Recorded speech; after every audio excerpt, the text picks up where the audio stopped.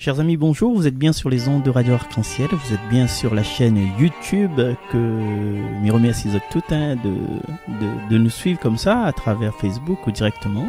Et aujourd'hui, nous l'est le samedi 19 mars et bien sûr c'est la fête en l'honneur de Saint-Joseph. Et aujourd'hui, on aura l'occasion d'entendre Chloé pour la lecture de ce passage de l'Ancien Testament. Et nous commençons directement, toujours avec Chloé, à travers ce titre qu'elle va nous interpréter.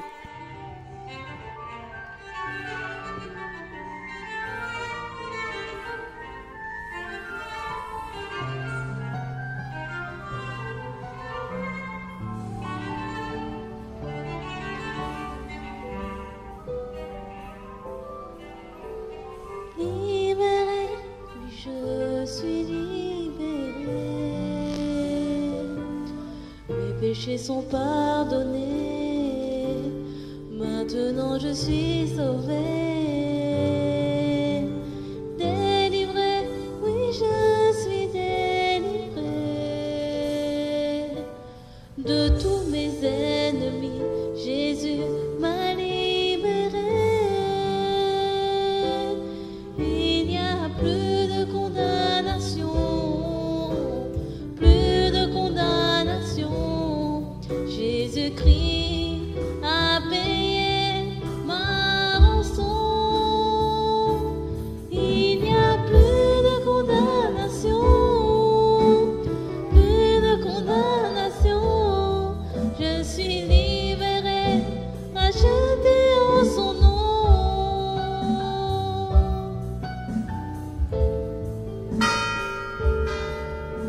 Justifiée, oui je suis justifiée.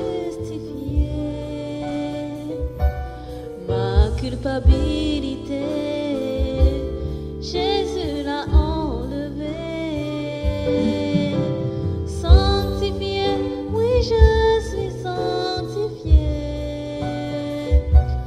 par le sang de l'agneau qui m'a régénérée.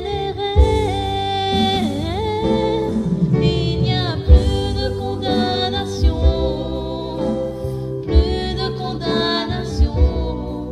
Jésus-Christ a payé ma rançon. Il n'y a plus de condamnation, plus de condamnation. Je suis libérée, rachetée en son nom.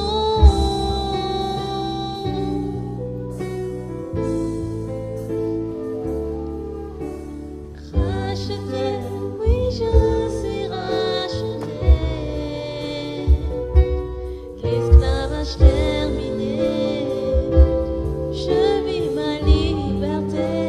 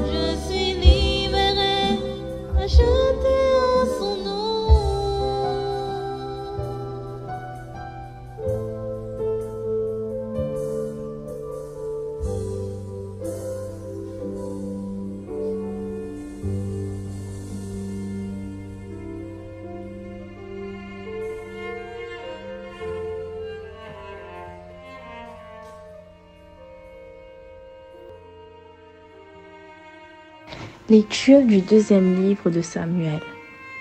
Cette nuit-là, la parole du Seigneur fut adressée au prophète Nathan. Va dire à mon serviteur David, ainsi parle le Seigneur. Quand tes jours seront accomplis et que tu reposeras auprès de tes pères, je te susciterai dans ta descendance un successeur qui naîtra de toi, et je rendrai stable sa royauté. C'est lui qui bâtira une maison pour mon nom, et je rendrai stable pour toujours son trône royal. Moi, je serai pour lui un père, et lui sera pour moi un fils.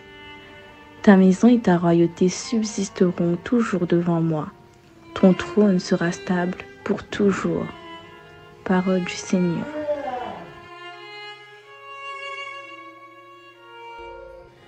Alors, c'est Samuel, dans le livre de Samuel. Qu'est-ce qui se passe donc? Eh bien, le Seigneur, à travers la voix de Nathan, promet à David une royauté qui ne finira jamais. Et cette royauté est donnée par la descendance de David qui aboutit jusqu'à Joseph. Alors, vous allez me dire, mais Jésus, c'est pas le fils de Joseph, c'est le fils de Dieu. Normalement, si le trône de David aurait subsisté, ce serait par rapport à Marie. Mais voyez-vous, voyons-nous, Dieu ne regarde pas trop ce qui est de chair, mais ce qui est de cœur. Joseph est descendant de David, puisqu'il est parti, je ne sais pas si vous vous souvenez, il est parti à Bethléem pour faire le recensement. Et David, c'est la ville originaire du clan de Joseph. Donc, marmaille, pas besoin de la peur. Dieu, il regarde pas les liens de sang, mais il regarde le lien de cœur. C'est ça qui est le plus important. Et souvent, nous, dans notre société d'aujourd'hui, pour garder les affiliations physiques, physiologiques, nous demandent des ADN pour garder si vraiment si cette personne-là, les tributaires, les hérédités, enfin voilà, c'est dans l'héritage. Je me souviens d'une fois, elle avait la fille présumée de Lino Ventura, la fille exhume. Elle exhume Lino Ventura, le cadavre de son papa, pour garder si vraiment, parce qu'elle exige la terre, pour garder si vraiment elle était l'héritière légale de Lino Ventura. Alors, imaginez un instant, un papa, il a 2 enfants, mais elle n'est pas liée, elle n'est allée. La femme n'est pas les enfants, la famille recomposée. Et du coup, son propre fils, il en fout de lui, ça va, il joue à lui, il mal parle à lui. Et son fils adoptif, entre guillemets, il aime aller bien, il aide à aller dans ses jeux de vieillesse. Tu vois? Dans les jeux de vieillesse, Nénène, il fout le camp, ça a fait son vie. Et pas son vrai fils, il occupe de lui jusqu'à son dernier jour. La justice humaine va chercher la personne qu'elle est du sang de ce père-là, mais une justice divine ou bien une justice de cœur, une justice d'amour, elle dit non, il n'admettra pas que tout l'héritage de ce père-là, il revient à son fils qu'elle a été ingrat avec lui. Du coup, c'est un message aujourd'hui pour les gens, les personnes que n'a pas connu notre vrai papa, mais l'a connu un petit père. Si le petit père était gentil exode, bien sûr, hein, c'est pas bon petit père, un pépé avec que nous pouvons entendre dans les journaux. Mais heureusement que pas tous les petits pères sont comme ça. Hein? Heureusement. Merci Seigneur. Et du coup, nous faisons des catégories, des logiques des logiques par rapport à la filiation, par rapport au sang, par rapport aux familles, mais Dieu l'est autrement. Il montre à nous encore que Dieu, il regarde le cœur. Dieu regarde les liens d'amour qui unissent à nous. Il regarde pas le pédigré du livret de famille, en fait. Donc, c'est une espérance pour nous. C'est une espérance pour ça que il connaît pas trop que ses autres papas. Et Dieu sait si, à La Réunion, il y a beaucoup de mamans monoparentales qui élèvent tout seuls leurs enfants. Parce que le papa a choisi de faire un enfant ici, un enfant là-bas, un enfant à l'étang salé, un enfant Saint-Philippe, un enfant Silaos, un enfant Saint-André, un enfant Saint-Suzanne. Ben, pour les gagne pas aussi mieux, quoi, le pauvre Boug. Ben, le pauvre Boug. Et donc, voilà. Donc, voilà que cet enfant est à la recherche de son vrai papa pour les histoires à la terre, mais il a les liens d'amour, comme ils disent, les liens d'amour qui restent éternels. Et ce lien d'amour aujourd'hui, c'est pour montrer aux hommes qu'il a eu des problèmes, des soucis dans notre vie de couple. Imagine au Joseph. Hein? Imagine au Joseph, les fiancés avec Marie.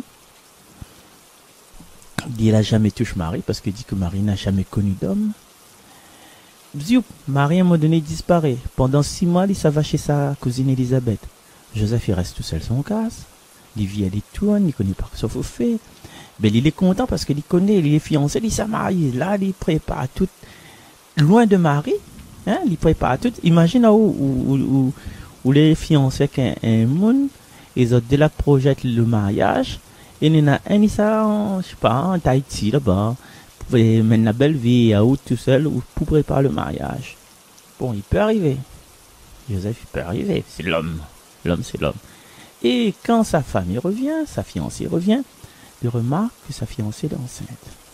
Ah, mon Dieu, Seigneur. Imagine un instant cette situation comme ça aujourd'hui à La Réunion. Où la patouche la femme, et la femme, il revient enceinte, le ventre la femme gonflé. Que ça dit, que ça Joseph l'a pouvoir dire, mais il est triste parce qu'il aime bien son petit femme là. Et le femme dit non, inquiète pas, non, c'est moi innocente. Comment à La Réunion aujourd'hui, même à La Réunion, mais n'importe quel endroit, comment on peut accepter une affaire comme ça? Tu femme m'a jamais touché à où? Peut-être mais t'y veux, mais ou t'y veux pas. Et là, on apprend que faire un enfant de deux.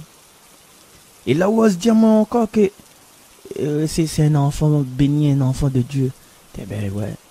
Et en plus, à l'époque là, et c'est je te rappelle Zacharie avec Élisabeth, c'est Zacharie que la donne le nom de Jean-Baptiste. On l'appellera Jean.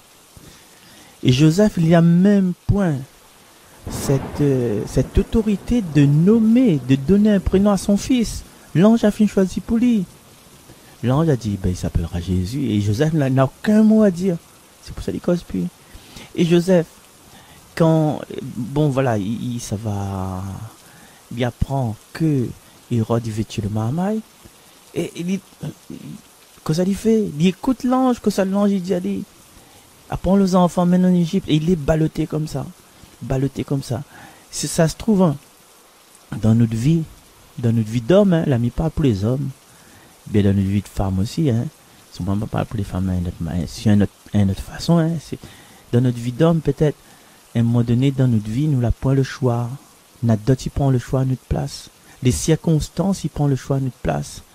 Et dans notre vie d'homme, ben, bénis soient les pères intérimaires, les pédis intérimaires, les pères que l'accueil des enfants qui appartiennent pas aux autres, que les autres n'est pas le vrai papa dans votre maison, béni soit. Ça c'est la fête aujourd'hui aussi, ça, d'accueillir des familles composées, d'accepter que ou madame ou fiancée l'a fait un enfant en dehors, ou bien l'a fait pire que ça en dehors, quoi.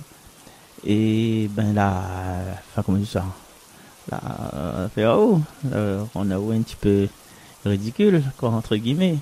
Mais on l'accepter quand même, en fait. On l'accepter parce que la moitié est fort. Béni soit ces personnes comme ça. Béni soit ces personnes qu'il est compliqué de prendre des décisions et que quand même, dans l'adversité, quand on a le danger, le tout pour le tout, ben, il réunit notre famille, il s'en va en exil. Et il veut bénir les pères de famille que la prend cette décision de quitter la Réunion parce qu'il y avait trop là, il a fait autour des autres. Trop là, il a fait des rivalités, des rois de bataille. Et à un moment donné, ils ont dit, tiens, on ne peut plus. Et à nous, avec Mahamai, à nous en France, à nous exil, à nous de tout ça, de ces personnes toxiques-là. Béni soit ces papas comme ça. Béni soit ces papas aujourd'hui que il cause pas trop en fait, il agit plus qu'il cause, parce qu'il y a des papas, ils causent à l'intérieur de bataille, explication, etc. Il rôde le bout, il pose question, est-ce qu'il y a qui ça voulait, que ça vous pouvez, mais notre papa, il pose pas ces questions, je t'accueille la volonté divine. Et aujourd'hui, ben, c'est un honneur, c'est un jour honorable pour penser à ces papas-là. Et aussi, pensons aussi aux mamans que peut-être à travers des gestes, à travers des mots, à travers des comportements, ben, vous êtes là, offense, vous êtes la chagrine, votre compagnon. Hein? Il a dit oui, le Saint-Esprit, mais sans penser. Vous avez pu penser que t'es né Joseph quelque part, il y a tant là-haut. Vous avez dit oui quand même. Et béni soit ces mamans-là. Béni soit ces mamans que, ben, je pense que pendant ces 6 mois, de grossesse, de temps Jean-Baptiste Inette, ben, il a eu beaucoup de questionnements dans la tête de Marie. Comment Joseph sait apprendre ça? Elle est allée au pire quand il revient. Comment Joseph apprend ça? Quelle attitude elle aura? Est-ce que, comme Joseph c'est quelqu'un de juste, de pieux, ben, justement, on aura cette loi de Moïse qui dit il faut répudier la femme, sinon on sera lapidé. La vie de la femme, à ce moment-là, elle est dans la décision de son mari. Et il y a nous aussi, des fois, la décision de nos épouses, de nos compagnes, les dans notre décision. Et Joseph a choisi une décision d'amour, une décision de pardon peut-être, une décision de prendre tout sur lui, mais sans crier, sans bataille, quoi. Hein. Il n'est pas dit dans les évangiles, mais il a dû avoir une grosse souffrance, et Marie une grosse souffrance. Mais les deux souffrances-là, quand il réunit les autres, il donne à nous le Sauveur. Alors, chers amis, aujourd'hui, ce que nous propose à nous, c'est d'accueillir les souffrances de couple que nous peut traverser, les suspicions, les trahisons, les faits pour défaire le couple. Et voilà, comme il dit, des suspicions, des suggestions, de monicose des siennes, l'autre il cause sur l'autre, il dit il est pas bon, etc. Mais autres même, ils connaissent la foi des autres amours et l'amour des autres foi. Nous-mêmes, nous connaissons que, eh ben, si bon Dieu la met à l'issue de mon chemin, c'est que pour me faire un bout de chemin avec lui, et m'espère faire le meilleur chemin de ce qu'il peut attendre nous. Peut-être c'est une étape pour moi aller vers une autre personne, mais on a tellement de choses, nous la bâti ensemble. On a tellement d'amour que nous la partageons ensemble que nous connaissons au fond de nous-mêmes que des personnes ne pourra pas remplacer.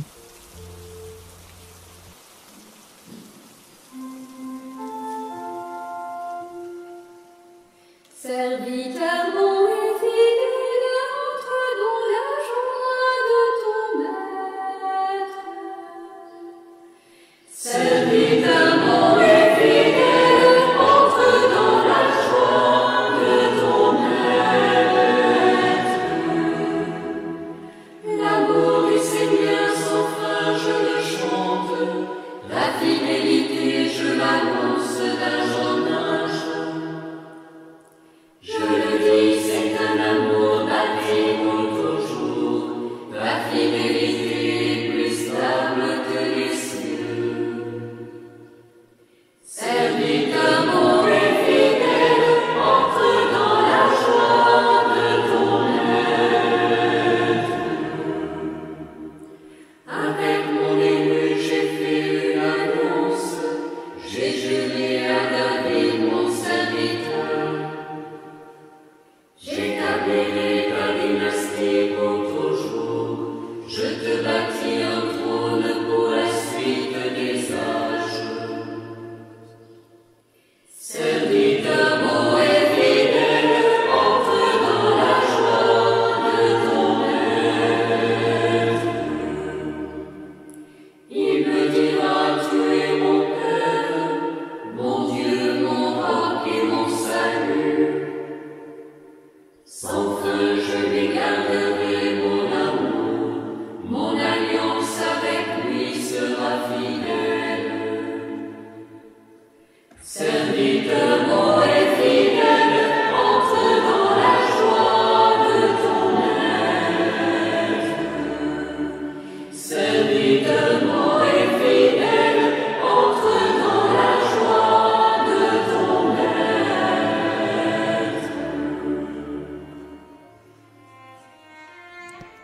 encore une fois, aujourd'hui c'est cette fête de l'acceptation, cette fête de l'amour, parce que les liens de l'amour ils effacent pas.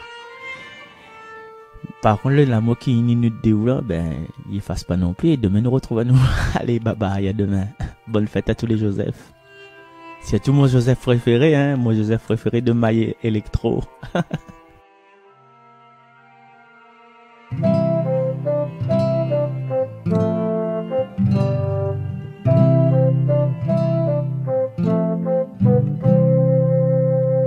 Homme simple et modeste, courageux travailleur, tu as su attirer le regard du Seigneur. Pour choyer son enfant, tu deviens modèle. Il t'a pris entre tous, tu es béni du ciel. Saint Joseph, prie pour nous. Saint Joseph,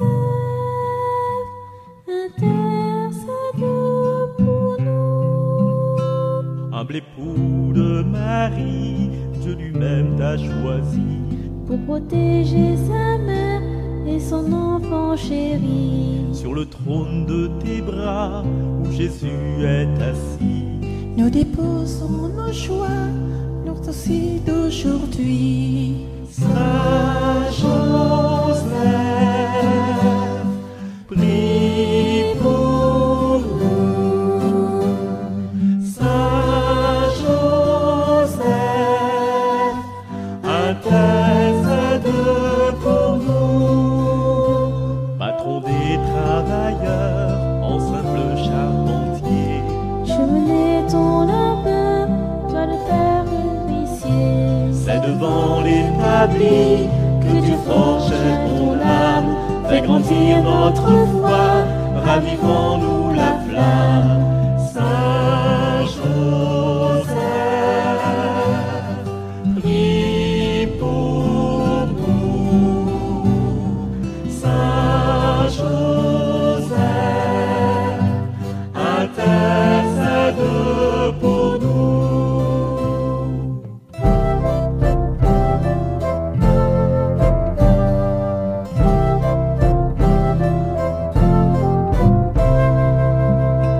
Soutien de nos familles et patron des mourants, nous nous confions à toi, adoucis nos tourments. Les prières de nos cœurs, offre-les au Seigneur, puisse Dieu nous combler de paix et de